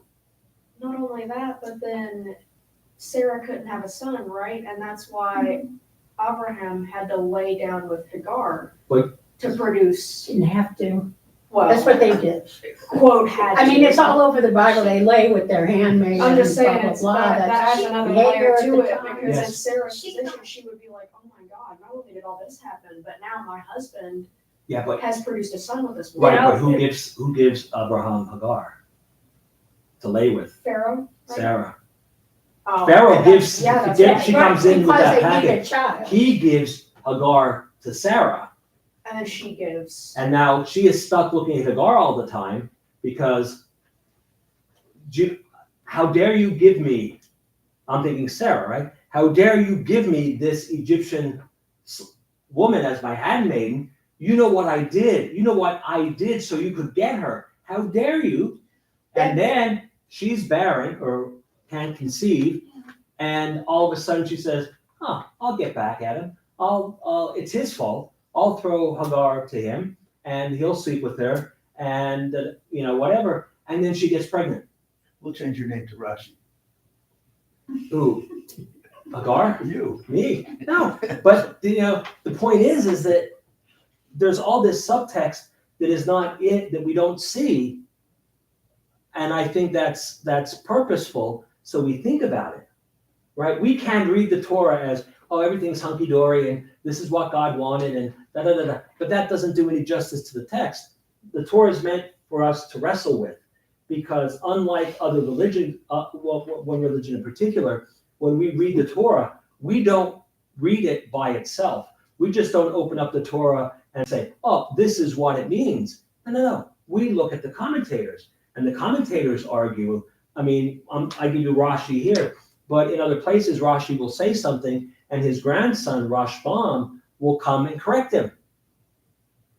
Right? So, but the commentary here, what Rashi's doing is trying to answer the questions that we all have, right? Why does Abraham keep his mouth shut? And he finds this piece in Sanhedrin and says, we only had one half of the conversation in the Torah. Okay, so then the supposition is, okay, well, I got another son, so take Isaac. You said you wanted a son, you said this one, you can have him. I got another one, I got a spare. Well, No, you could look at it that way, but again, this test of, You had something you wanted to say. oh, I'm sorry, I didn't see your I hand. forgot. I'm just saying that, I don't, it's hard because the reason he separated, I guess, the two sons is because he wanted to, like today, like there is a separation. There has to be, I guess. I don't understand it myself, because if we're all God's children, why are some of us separated? But that's what it is in the Torah, that the Ishmael is separated from Isaac, and because Ishmael's learning and teaching that when he was, like you said, banished, is different from our teaching, and this is why there's this rift today, and it's messed up families, it's messed up everything, but that's the way it is. But I just say that it's all about God. It's like, do you put God first or yourself first? And unfortunately, we have so many distractions in this world that we sometimes forget God. Mhm. So this is teaching us that no matter what I'm asking you, do you put me first? ואהבת את אדוני אלוהיך בכל Yeah. לבבך, בכל לבבך, Yeah. It's only two places in the Torah where we're commanded to love. We're commanded to love our neighbor, and we're commanded to love Fair. God. Yeah. That's it. But you know, so let me finish this on, Yeah. because Rashi's comment continues, right? And now this is where Rashi starts to think that first part comes from Sanhedrin with we only got one half of the conversation. But now Rashi is going to come and say, Volama lo gila lo mitchila. Why doesn't God do this from the beginning, right? Why does God not just say Yitzchak from the beginning? Kachna et Yitzchak. Take Isaac and offer him up as a burnt offering on a mountain that I will show you. Right? Why that? Shalo la'ar bavo pitom. So that Abraham would not get confused or upset suddenly. V'ta zuach dato alav the ti taref. And that he would become bewildered and torn. Here they say deranged, but titaref means to be torn. We can't, trefa in kashrut is an animal that's had a limb torn off of it, or that it was killed by another animal. The idea is that God doesn't start off with, this is Rashi now, God doesn't start off with take Isaac, because that would be too much. That would just push Abraham over the edge at that point. So God gives him the opportunity to argue a little bit, according to the Sanhedrin. Take your son. I have two sons. Take your only son. Each son is the only son of his mother. Take the one you love. I love them both. And then God says, okay, now Yitzchak. And because God is kind of, according to the Sanhedrin and Rashi, God's kind of softening the punchline a little bit. God knows that it's going to be Isaac, but doesn't want to just drop that on Abraham. And so we have this conversation, and then so Ulachadeh lachavev alav et hamitzvah, so that Abraham would value this mitzvah. What's this mitzvah? Offering up his son? No, of listening to God, of hearing God. V'litain lo schar al kol dibor v'dibor, and that he would get this reward. This, according to the rabbis, when we do a mitzvah, we get some sort of reward that goes to our credit. And so, for each and every expression, the take your son, your only son, the son you love, Isaac. Every time Abraham spoke and gave a rebuttal, Abraham gets credit for doing what God wanted him to do. Now, we don't have to accept it. We can just say Rashi's crazy. But which is better? To have something like this that we can say, or just to have, take your son, your only son, the son you love, Isaac, and then Abraham gets up and goes, and there's not a word spoken. That Abraham just does it. He's a fanatic. He's a zealot, right? God says it, I'm going to do it. So this is to make us feel better. He knows. He knows God is not a liar. Okay. All right. Fine. That's why he'll do it. Right. He'll go through the motions. He knows Okay. he's not going to have to. Now, we have Isaac bound on the altar. We have the knife. We have everything going. And the knife is up, and you're ready to go because you're calling God's bluff. It's a game of chicken now. But he doesn't do it. But maybe he does, because here's the thing. Wait. This is where the ambiguity comes into play. Who has told Abraham to sacrifice his son? God. Who told Abraham to circumcise himself and all of his men and Ishmael and every child now at 8 days? God. Abraham has a knife above Isaac, and an angel calls out. A malach, an angel, not God. an angel.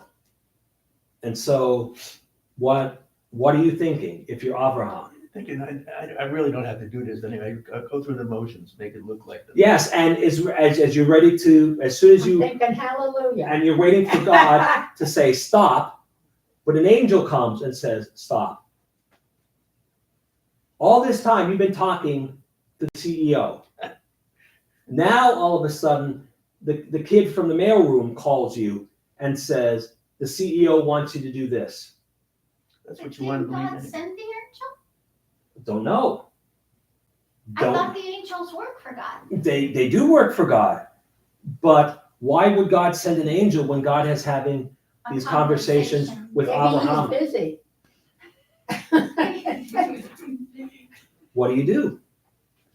You listen, you know you had to do it anyway. So Well, listen you're to it. thinking, you're trying to rationalize it by saying, well, it's God adjacent. Why would it, but Abraham's thinking, why isn't the old man talking to me? Why some flunky? And so he drops the knife. He's got something else he's got to do. You know, there are a lot of He people. thinks in it's another test, that it's not probably God's think he voice. did something wrong, right? We don't know what he's thinking or Wow. God's thinking, No, we don't, but we want to know.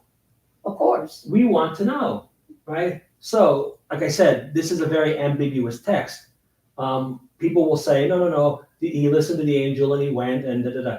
But Abraham, it was the story of the Akedah is very precise in saying Isaac and Abraham are walking together. They're going up the mountain together. They're together. Abraham comes off the mountain by himself. He doesn't have Isaac with him. Yeah, because if I was Isaac, I'd kick my dad's ass and Now, go off somewhere else. That's some commentaries say that Could it This- be he just walked off? it's possible. It's- Like walked away from God his was, God father? was embarrassed that he asked him to do all this to show that he was b'chol levavcha. He says, I- b'chol levavi. But Abraham didn't have the Shema. Abraham didn't have the Well, Shema. this is an example. That's why they put the story in there. This is an Okay. example of So, but what's going to come, which says. But when you say, "V'ahavta et Adonai Elohecha b'chol levavcha," that's with all of your heart, Right. right? That is the seat of your intellect. No, that doesn't come until much later, where the mind is the seat of the intellect. In biblical times, up through early Greek period, the heart was the source of the intellect. In biblical times, they actually had a conversation with God. It seems like then the b'chol nafshecha, The one might. know your soul Okay. that if God wants you to die, Definitely. and then ma'odecha, That's right. that's your might, or as Rashi interprets it, all your stuff, Okay. all your belongings, use them for I think this For God. story is an example of that. yes. And so if we want to say God says to him, sacrifice him, and then an angel comes and says, don't. There's a disconnect there. The way God was embarrassed that he even asked him to do this. okay, now what's the point? So then why doesn't God step in? Why an angel? Because he's embarrassed. No, don't. No, God's not embarrassed. The game has gotten away. You think it's gotten away or? It's gotten away from both of them because Abraham should have said no. Chalilacha, how dare you ask me to sacrifice my son? You who I've already said, don't sacrifice babies to gods. We don't do child sacrifice. And now you're asking me to do this. He knows. Abraham knows that God is testing him. He knows he's not going to go through all this. But why doesn't God stop him? He does. No, he doesn't. He Because sent Through a the angel. radio. He sent. Through the angel, I gotta tell you, if I'm working at And you're going to kill your son, even though somebody says this, stop. you want to see, it's a game of chicken, and Abraham doesn't pull away, and now God's left with, oops, he took it farther than I thought he would. I thought he would stop. I thought he would say no. I gave him opportunities to say no. I sent an angel, but he didn't listen to the angel because it wasn't me. And now Isaac's dead, gets resurrected. I mean, there's a whole Wow. series of commentary for that. maybe Isaac is the Mashiach. No, Isaac was never anointed. But we have this. So we're assuming that he did kill Isaac. That's a story. That is Another both our stories. Both our stories, right? The fact that he doesn't is a valid reading. It's a valid reading. It's a valid reading that he listens to the angel and everything is hunky-dory. Yeah, but if he gets resurrected, why isn't that in the Torah? Maybe it was. Uh-huh. They took it out. Yeah, but maybe it wasn't. Because if I was, Because here's the thing, right? Or there was a piece that was left out of the Torah. You got to remember, these were all oral stories, especially Genesis. Right. And so we get the bare bones of the narrative in places where we have to add our own kind of, which is why we need commentary, right? Rashi says, why does the Bible begin with Bereshit? Why doesn't it start with God giving Israel the first commandment to Bnei Yisrael as a whole to set up a calendar? That's the first mitzvah God gives to the children of Israel as the children of Israel. Why not start it there? Why do we have to start it in Bereshit? Well, Rashi says because we have to establish that God is the God of everything, that God created everything, and that, yes, there were people in the land of Canaan, and the Jews were told to go and conquer it, and someday people are going to call us thieves because we conquered the land that wasn't ours. colonizers. And then Rashi says, Democrats go. Rashi says, well, God created the world, yes, and God put the Canaanites there, but God didn't want them there anymore, and so told Israel to conquer the land. I hate this part. But the point is that the commentary, especially with Rashi, is meant to, he wants to answer the questions that we're asking. And we might not like his answer, but at least it gets us to think, right? It's better than what the first part where we have in the Torah, right? Where God says, I'm going to destroy Sodom and Amorah. And Rashi says, Chalila lecha, God forbid you should do this. Are you not the judge? Right? Now we get to the story of the Akedah, and we're expecting Abraham to fight back. Do you think that God has matured by either the end of the Torah or the end of Tanakh? Definitely by the end of the Torah, we've come up with a way with describing God and God's behavior. Do you think he's fully matured, though? Ish. Ish. I mean, our impression of God has matured. Right? Again, God is so far beyond us, right, that this is our best guess. So far beyond the writers of the Torah. Oh yeah, I mean, so far beyond humanity. There's no way we could deal with it. And so what we have is our best guess. And we anthropomorphize God, and we personify God, and we give God a voice and arms and that. But Rambam said, absolutely not, because that would limit God. But we don't want God limited. So we use metaphor and allegory and simile and all these things so that we could understand what we think God would want from us. If we were to write a Torah today, God would not be a king. God would not what? God would not be a king. Oh. Because most of the people who live in the world today don't have kings. He'd be prime minister. I don't know what God would be, because we don't have the experience to put God as a king. I don't know what God would be.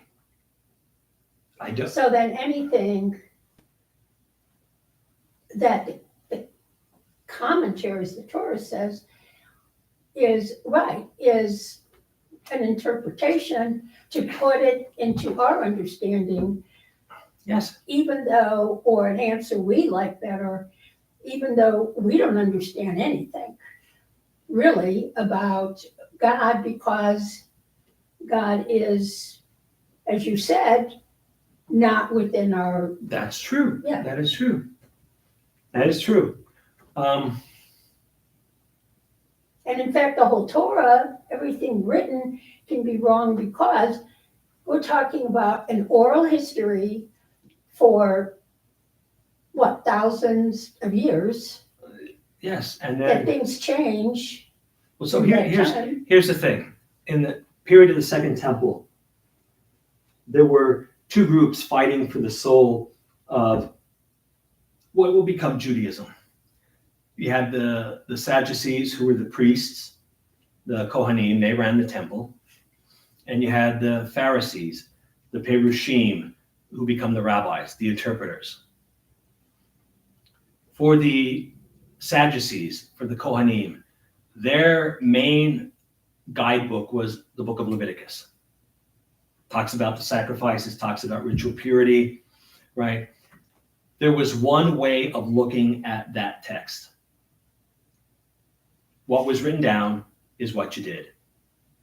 It was on the page, therefore it's on the stage, right? You take this number of bulls on this holiday and you sacrifice them, not more, not less. This is what you do to get rid of a woman's how a woman could purify herself after her menstrual cycle, right? And so it was what was literally written there. That orally. No, what was written down at that time. We had the Torah written down, Oh, right? And it was the book of Leviticus. What it says is what we do. The Pharisees are like, okay, that may work for the book of Leviticus, but it doesn't work for the rest of the Torah. So there is what's called the oral Torah, which is the interpretation of the written Torah, which the Sadducees didn't have. They had the book of Leviticus. That was it. The Pharisees say, no, there is an oral, because the Torah is written in a language that we don't understand anymore. So Hebrew that- was dead at that point. They were speaking Aramaic.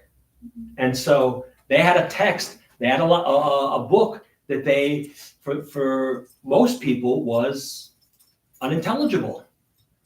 And so when they would say, somebody would come up and say, I've got this verse in, what are Totafot? Well, the rabbis say, okay, they're tefillin. But the thing is that if you would ask the Sadducee what are Totafot, they wouldn't necessarily know, because the word Totafot is a hapax legomenon. It is a word that appears only once in the entire Bible. And so you can't compare it to something else. But the rabbis say, oh, Totafot, those are tefillin. Right? So there's an oral tradition that comes in. Don't boil a kid in its mother's milk. Right? The Sadducees would say, don't take the cow and take its kid and use the milk from that cow and boil the kid in its mother's milk. That is it. That is what they would say. There's nothing about two sets of dishes or no. But the rabbis, the Pharisees would say, well, that shows up 3 times. So it can't be just about the physical act. Maybe it's an idiom. Maybe we don't know what exactly it means. So we're going to just say, we're not going to have meat and milk together. Okay. Right? The Sadducees wouldn't have said that. The Pharisees did, and that's why, right, in Masechet Sanhedrin, in the Mishnah, one of the Mishnayot towards the end says, all Israel has a portion in the world to come, except for 3 types of people, right? And one of the people who loses their place in the world to come is the person who says that there's no Techiyat Hametim in the Torah. There's no resurrection of the dead in the Torah. Now, I will tell you right now, there is no resurrection of the dead in the Torah. And you have no place in the world to come. Then I have no place in the world to come, right? so But, and when I realized this, it was like a light bulb went off over my head. The rabbis who are writing that, when they say there's no resurrection of the dead in the Torah, they have 2 Torahs. They have the written Torah and the oral Torah, the way of interpreting the written Torah. And so if you only follow the written Torah, then you are not a Pharisee, you're more of a Sadducee, and of course you're going to say that there's no resurrection. However, in the oral Torah, the commentary to the Torah, there is talk about resurrection. And so it's kind of a litmus test to see what side of the fence you're on. Are you on there's only the written Torah, or are you on our side where there is an interpretation to that Torah and that it can be as wide-ranging as we want? There was another sect, with the Essenes, and Yeah. they're the ones who really seem to inculcate this notion of some sort of afterlife. Well, the Essenes, they were a subgroup. Right, but they were important. They were sectarian. I'm not saying they're not in important. In that section that you quoted, the Talmud talks about they call them sectarians. Yes, yes, but there's also the fact that the rabbis start talking about a world to come has very little to do with the Essenes and more to do with all the other cultures that we have been rubbing elbows with, right? And so people start saying, what happens when we're done? Is it lights out, or is there something else? And the rabbis are really, really, really frustrated by the fact that, as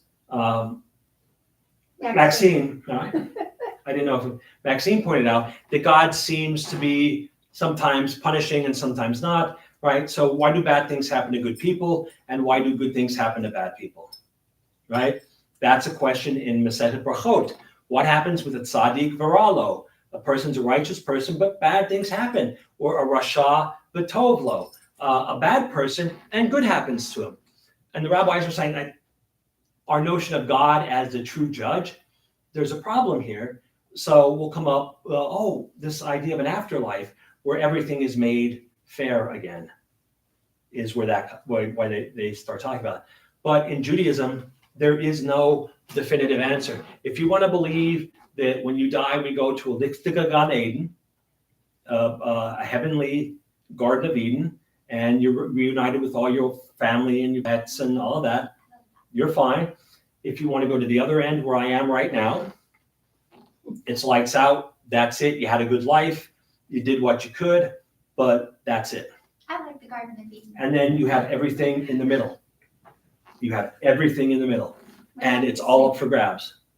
If the rabbis said that there is resurrection, doesn't that open the door for Jesus?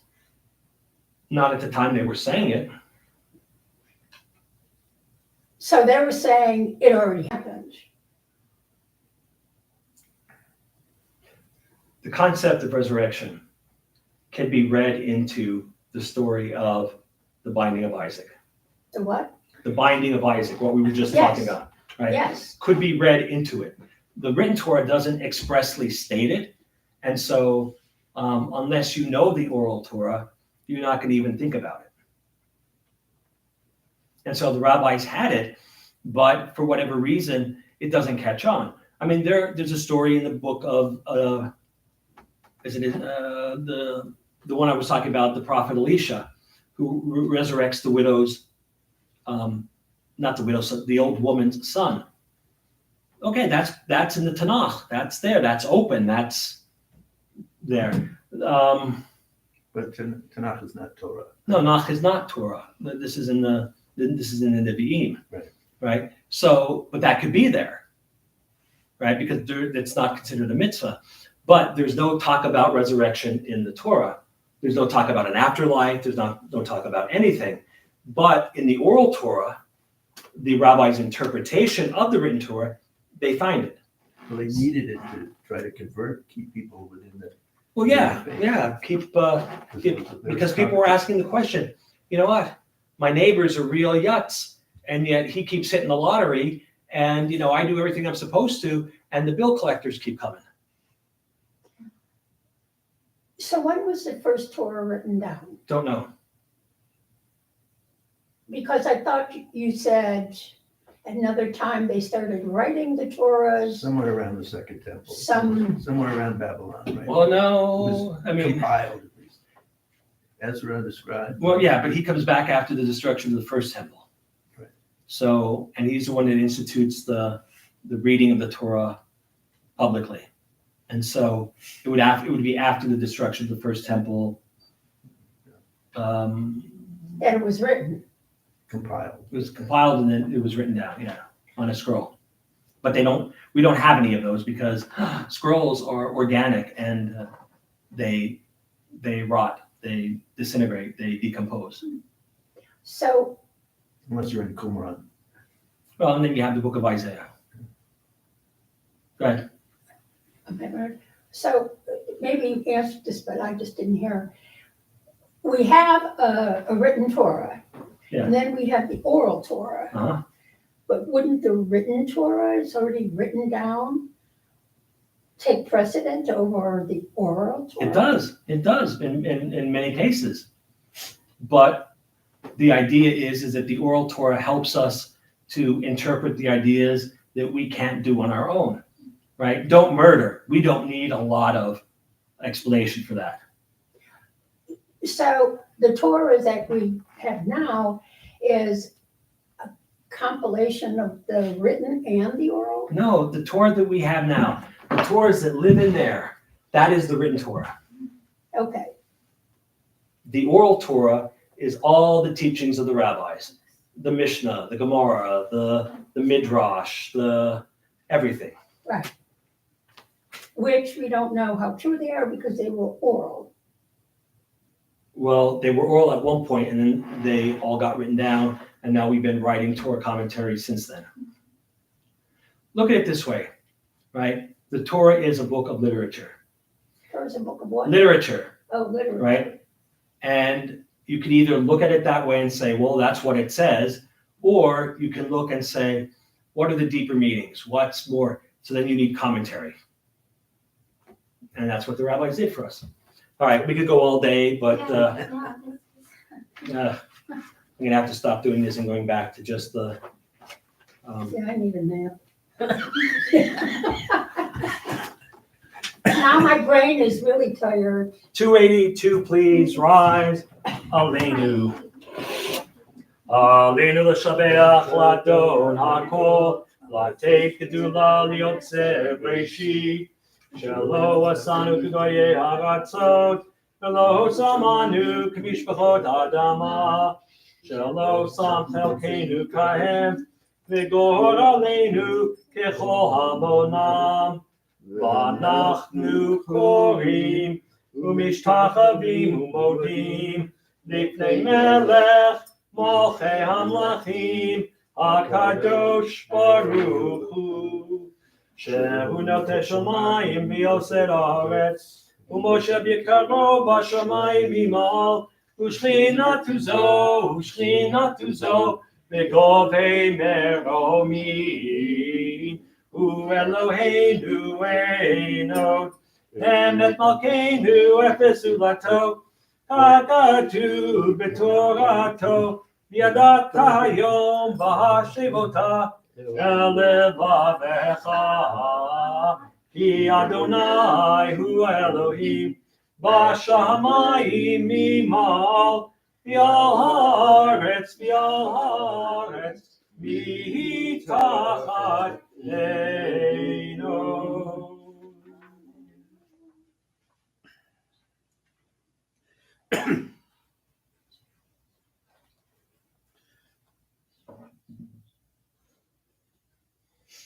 Kakatu b'toratecha Adonai imloch le'olam ha'ed v'nemor v'haya Adonai l'melech al kol ha'aretz v'yom hahu Yeh Adonai echad u'shemo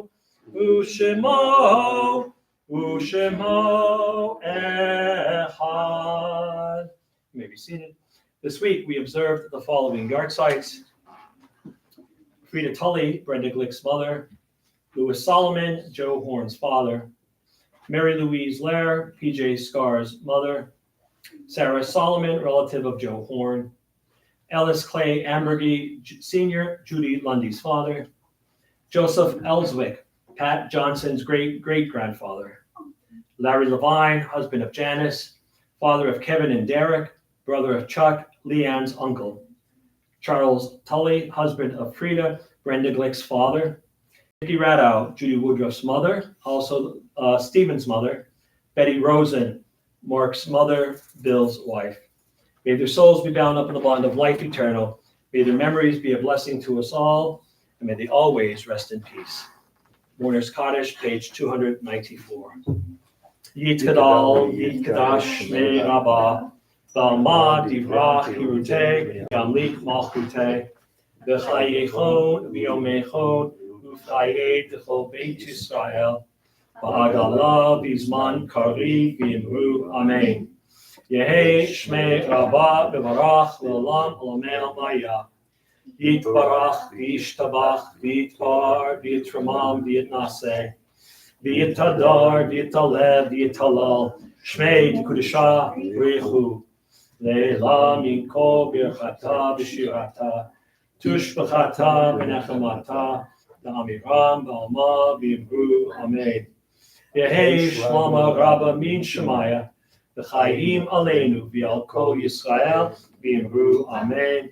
Oseh Shalom B'mromav, Hu Ya'aseh Shalom, Aleinu V'al Kol Yisrael V'yimru Amen. You may be seated.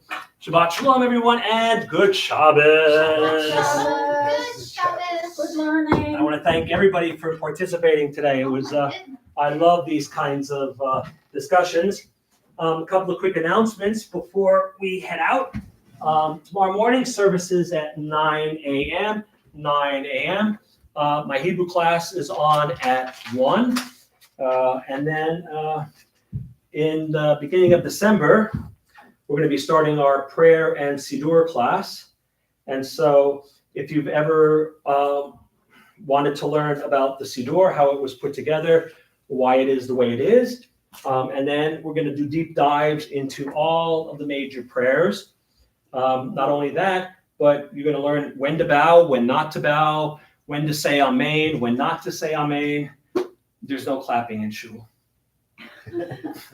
There was no sound, it was noiseless clapping. Oh. Why can't you clap in shul? Because it's not entertainment. Yes. That wasn't entertainment, it was a thing. No, I don't know. I'm joking with you. I'm You joking. just give me a hard time. I do.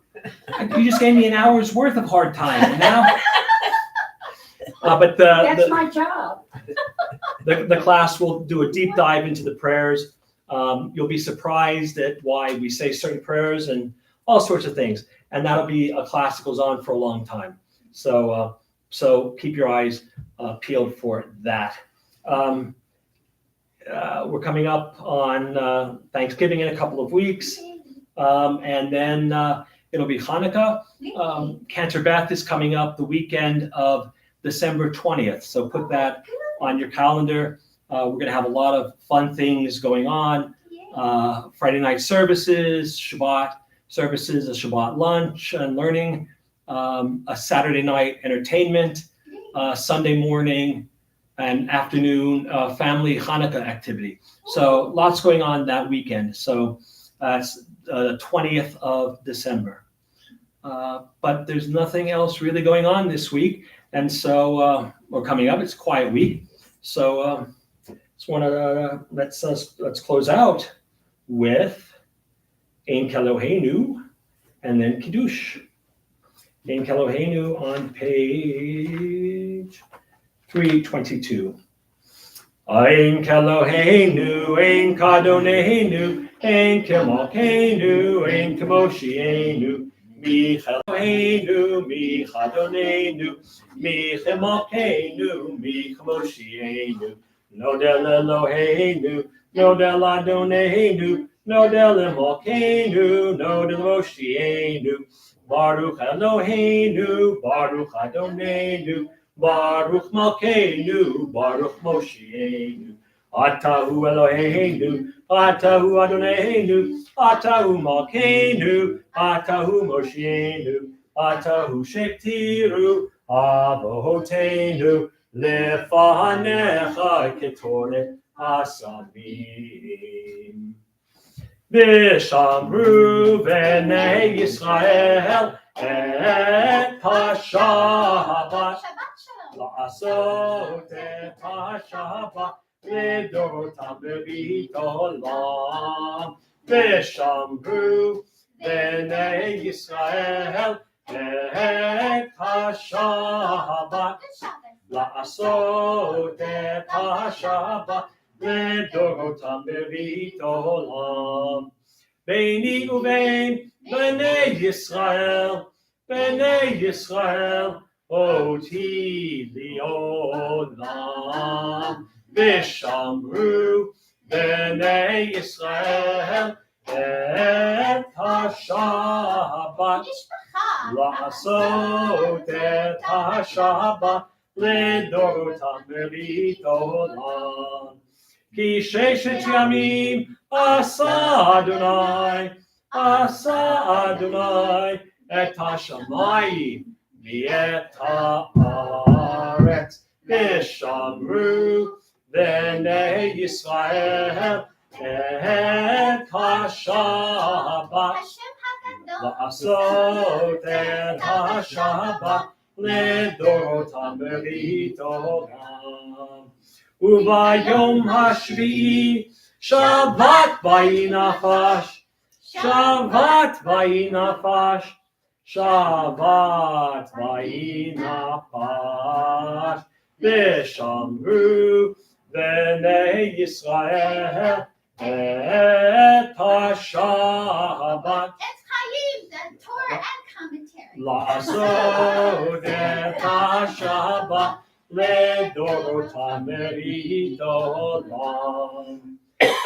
זכור את יום השבת לקדשו, 6 ימים תעבוד ועשית כל מלאכתך, ויום השביעי שבת לאדוני אלוהיך, לא תעשה כל מלאכה, אתה ובנך וביתך עבדך ומתך ובהמתך וגרך אשר בישועך. כי 6 ימים עשה אדוני את השמיים ואת הארץ, את הים ואת כל אשר בם.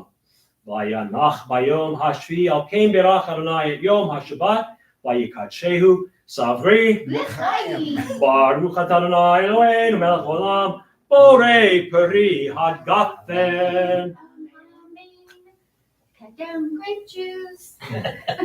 How come he gets to drink the window? Because, well, it should be wine then for me, because after what you guys do to me, Then it should be whiskey, whiskey. a double shot. Let's see. Oh, we got people saying hello to us via the intertubes.